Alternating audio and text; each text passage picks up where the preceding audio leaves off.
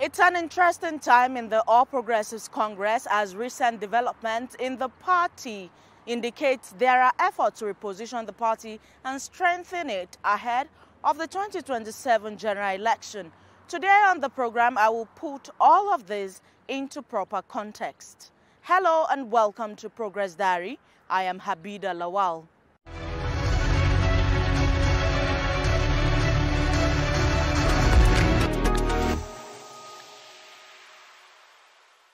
In a rather surprising development within the All Progressives Congress, National Chairman Abdullahi Ganduje has officially resigned from his position. Although his resignation letter cited health grounds, party sources say it has to do with internal strife within the party. The political development was unexpected as no one had a clue, considering the fact that Abdullahi Ganduje is a core loyalist of President Bola Tinubu. However, those familiar with the wave of defections by opposition politicians into the ranks of the APC believe his resignation may not be unconnected with the need to reposition the party ahead of the 2027 election.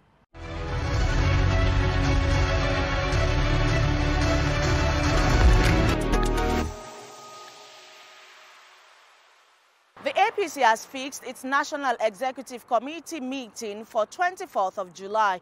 This latest development was disclosed to journalists after an emergency meeting at the party's National Secretariat. Deputy National Organizing Secretary Festus Fuentes said the decision was made at the National Working Committee meeting presided over by the acting National Chairman, Ali Daluri. I presented formally to the NWC the resignation letter of the former chairman, Dr. Abdullahi Ganduje, and a formal motion was moved for the acceptance of the resignation, and it was ably seconded. And in line with Article 14 of our Constitution, a motion was equally moved that the Deputy National Chairman North, Honorable Ali Daluri, be assumed the office of the acting national chairman pending the time that the office of national chairman will be filled by the National Executive Committee of the party. The APC remains political vehicle to drive this transformation, and we will all stand by the president in full loyalty and partnership. To all party members and the stakeholders, I urge us to stay united. Upon his assumption of office, the APC acting national chairman acknowledged Abdullahi Ganduje's contributions and expresses gratitude for his service. Habida Lawal, TVC News, Abuja.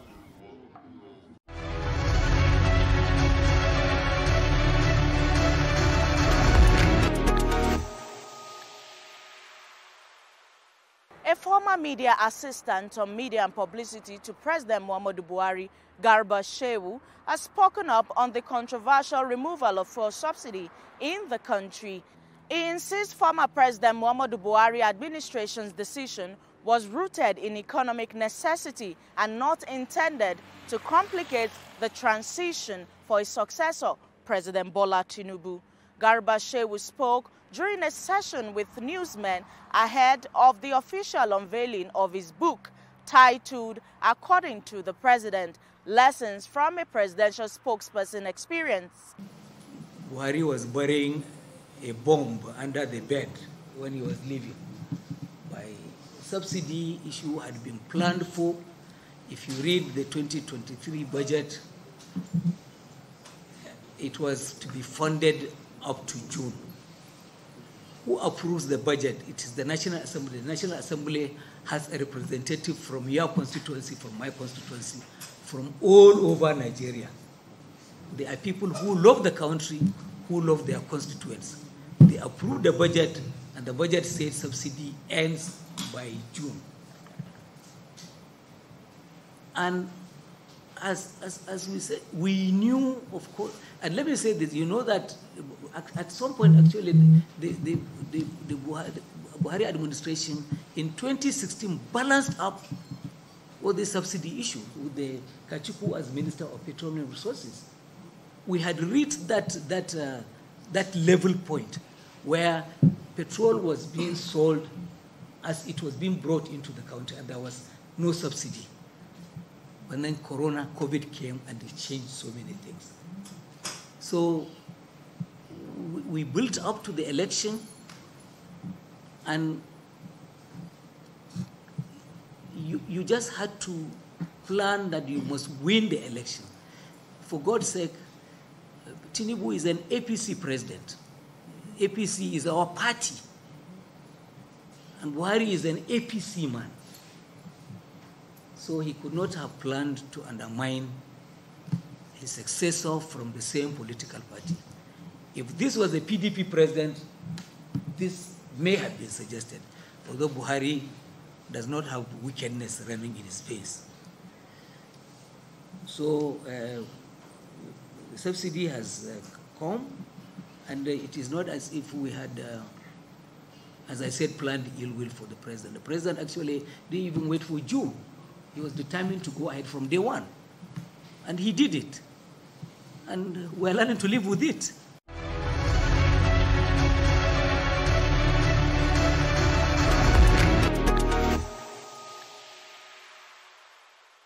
The ruling All Progressives Congress has criticized the recently unveiled coalition party, the African Democratic Congress, describing it as a coalition of self-obsessed merchants of vendetta.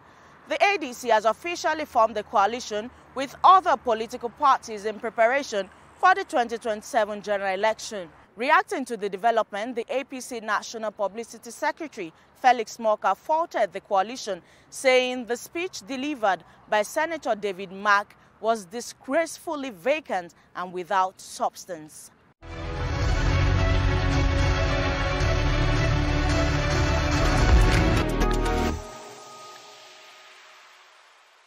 Hello and welcome to the interview segment of Progress Diary. Today, my guest is Honorable Lawrence Bitrus Gariki, the Mandate Secretary of the FCT Area Council Services Secretariat. We'll be speaking on the state of affairs of the All Progressives Congress and the matters arising from the just concluded Area Council, APC Area Council primary election. You're welcome to the program, sir. Thank you very much. So I want you to give me an overview of the current standing of the APC in the FCT, coming from 4 years now of President Bola Ahmed Tinubu's administration. Honestly, I would say it has been an incredible journey so far. I am very happy to be a progressive today, on the basis that when President Bola Ahmed Tinubu came into power, we had, within the 6 area councils, 3 council chairmen that were from the opposition party, and 3 from our own party, the great party APC. But as of today, we have 4 out of 6 that are currently in the All Progressive Congress. So this is a strong signal that the APC is actually performing well. To think about it, not just performing well, one of the persons or the local government that have decided to join the All Progressive Congress is the biggest and the largest, and is number 4 in the whole of Nigeria here, which is the Abuja Municipal Area Council.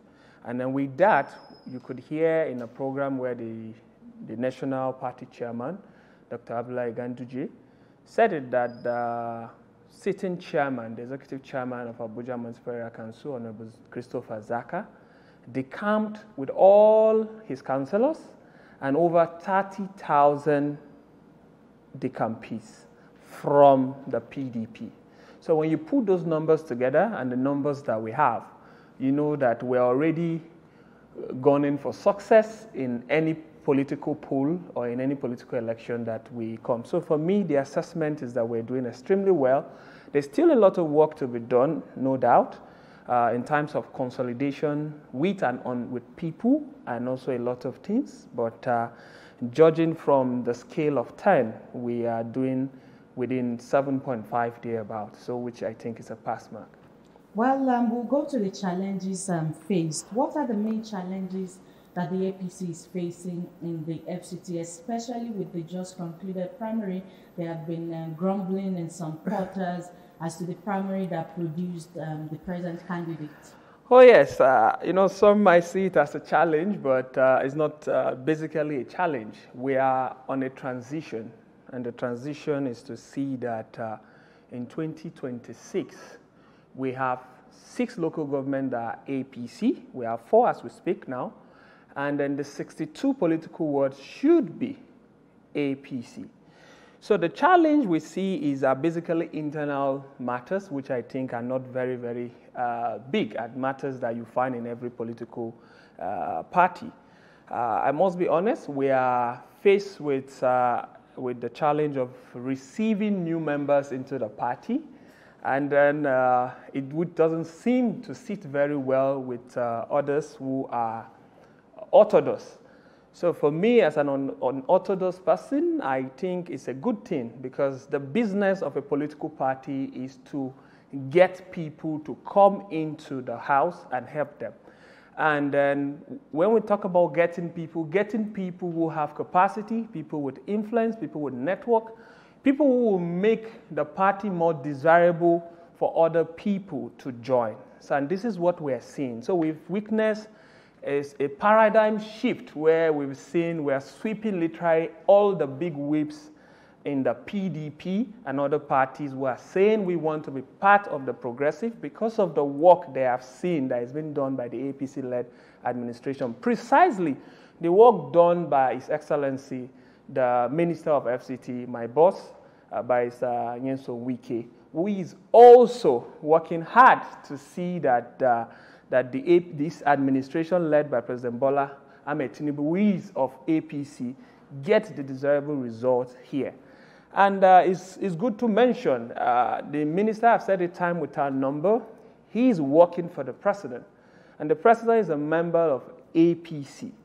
And it therefore means if he is working for the president, he's working for the interest of the president, which means he must deliver the party of the president or the party the president wants and with the individuals that the president actually wants. Honorable Lawrence, this brings me to my next question, which is party unity.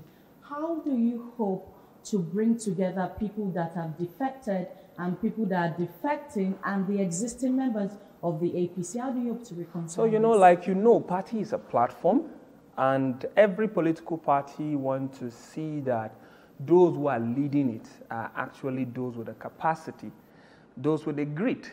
We must admit to the fact that it was a 50-50 here in FCT. And for us to be able to succeed and deliver on the 100% success that we need in the election, we also need those that are the strongholds of the opposition. This is about interest, clearly. And this is why we have tried in many ways to entice those who are stopping block that might affect this vision or this idea of having 62 political wards for APC and the 6 local government for APC. So we have been able to see how can they come in. And they are coming in, of course, they come with interest. And this is where we make demands. So, but what I'm happy about currently is the fact that the candidates that seem to have emerged, the candidates that have emerged as at today, these are candidates that the APC are very much proud of, and we are happy with them. The one of Amak, he already decamped, and they had a little competition here and there, but the process went on and he emerged. We have a candidate now in Buhari, and remember, Buhari was particularly, is governed by a PDP government. But with a candidate that has emerged now, coupled with those that we're actually going to have, we're going to stand a great chance for actually winning. So for me, I suspected to have this, this contention because a lot of interest and a lot of pressure will come here and there. But these are things that we'll be able to consolidate on, harmonize, and see how to move forward. Because at the end of the day, we all want to see the party succeed. And we can agree that the only way the party will succeed is if we give the best people the flag and if we give the best people the chance to be able to take us there. Well, how do you believe people perceive the APC currently and what steps are being taken to better its image, especially among the young generations, the youth? Currently, it's a party that is the most desirable party as we speak right now. Having an APC ticket, it's as good as the work is done already. Because what do you want to campaign for? All the evidence and the measurable achievements are out there for you to see that are done under the APC administration. So I understand that a lot of people will find the party right now more desirable. It's the most spoken about party, it's the most talked about party, it's the most popular party at the moment. So it's only right for more young people to want to look at APC as their choice party in their political career or in starting their political journey.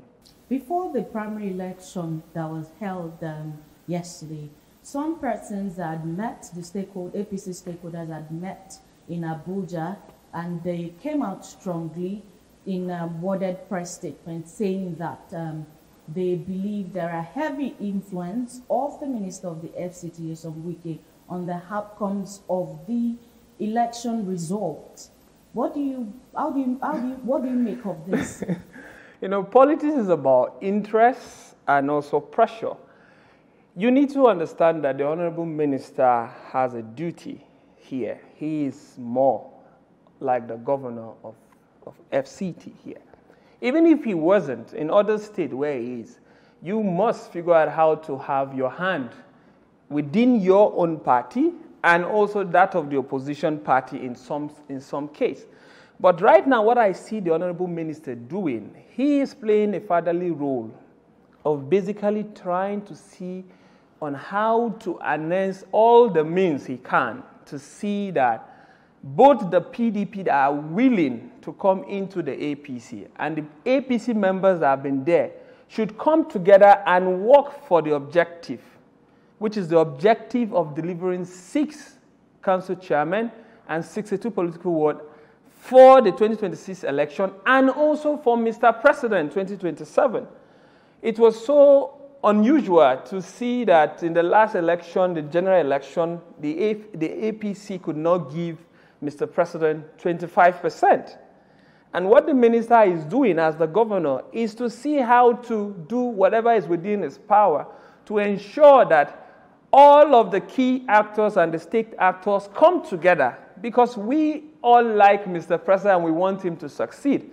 And it's also important that I mention, if you observe the minister very well, it's not about PDP, APC and all of that. It's a goal-oriented person. It's somebody that is driven by result. So whatever he's going to take to achieve the result or the objective that is required, he is going to do that. I am not saying he interfered in this, but it would be a good thing, because to have seen that if he is the #1 person that is burdened with the trust of guaranteeing the success of Mr. President in 2027, and you know that the area council election is also going to be a significant factor to determine that success. So it's only right that as a father who does not care whether you're from PDP or APC, to see how everybody can come together to achieve this objective. So that is what I can say about that, and I am happy with the outcome. I am happy with some of the claims we've heard, because he knows best. He's in the best position to drive the vision and give us these desirable results that we want. There have been a long-standing grudge with the natives of the FCT and some appointees in the FCT, like the minister, some council chairmen. Especially, you want most of these council chairmen to be natives of the FCT. Now, how do you ensure the candidates that are chosen reflect the aspirations of the people of the FCT? So it's important to mention or to note, and I have said it time without number, particularly to my own brothers who are the original inhabitants here in FCT, is that we must figure out a way to pursue our plights in a way that minimizes danger for everybody and maximizes opportunity for everybody. Now, what am I saying? when you look at the FCT, you cannot leave it in the hands of the original inhabitants alone. We alone cannot develop it. There are other people who are also investing here, who are also resident here, who have also lived more than 10 years in this place, which means they should also have a stake. So the good thing is to have a balance, looking for where are the dangers and where are the opportunities. How can we look at these two things and share them across board? There is no native that I would advise right now to be looking at for us to take everything. No, it's not going to be possible. We must find a balance. FCT here provides us, by means of federal capital, brings us two key factors: unprecedented opportunities and keen competition. And we must figure out how to deal with that, because that has got to do with the influence of the capital. There is literally every civilization of the world that is domiciled and present here in FCT. Expecting them not to have interest, expecting them not to want something out of the governance in this country, that would be a wishful thinking, and that's not something I like to do. Have the natives given up the struggle for having a FCT minister that is from their people? We already do have an FCT, a minister in the cabinet. It doesn't matter. Ministers are political appointee. It doesn't matter if the minister is made minister of FCT. The most important thing is that we have a representation in the highest decision-making body of this country. And you would agree with me that Mr. President and his ministers are working in synergy, which means they are sharing ideas in many ways. So I believe that it doesn't matter if it is a native that is put in as a minister of FCT or if it's another non-native that is put in. For me, it's pretty much the same thing, so long as I can find middle ground to collaborate. At the end of the day, the minister himself doesn't do all the job, isn't it? He liaises with his team, he partners with people, he gets advice and many other things, which I think the indigenous minister and the current minister should be doing at the moment. As a strong APC member in the FCT, what is the APC strategy for the upcoming council election? That would be disclosing too much. But for now, what I can tell you is that we are going to be relying on the good jobs that the APC has been doing, or the APC is doing here in FCT. And not just that, we're also going to be keen into some of the great works that His Excellency, the President, who is the leader and who every APC member is trying to live like. He is like the ambassador of the party. So that is what we're doing. We're trying to see that more works are done, more results are out there, more understanding of the critical issues and the aspiration of the people, which is the indigenous people here and also the resident. Let's see that the APC understands this better, our flag bearers understand this better, are in better position to deliver or provide solution for those issues. It seems to be the first time the FCT is having mandate secretaries doing different things, more like state commissioners. No, it's not the first time. We've always had mandate secretaries, except if you want to speak for myself, the youngest to have ever been from FCT here to occupy the position. But we've always had mandate secretaries, indigenous people. Honorable Candido, the former AMAC chairman, was mandate secretary for transport.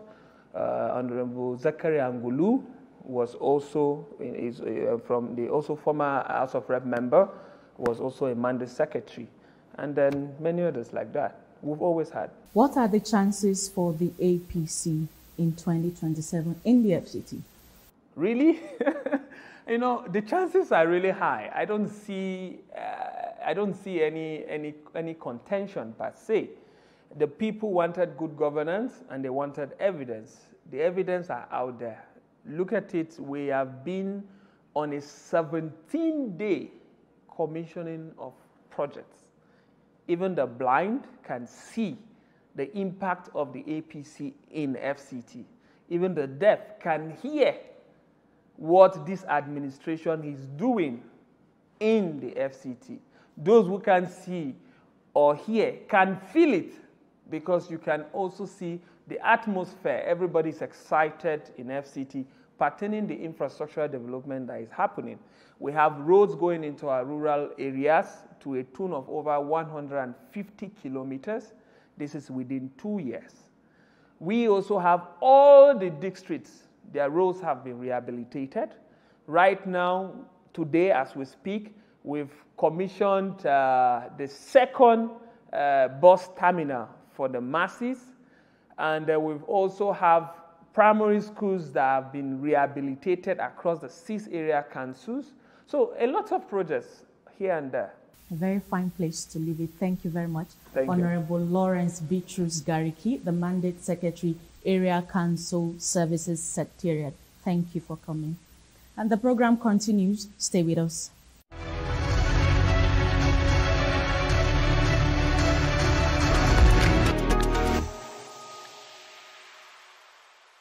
And that is our package for you this week. Do not forget to get the latest news and update on activities of the All Progressives Congress and how the party is working to implement the Renewed Hope agenda. I am Habida Lawal. Thank you for watching. See you next week.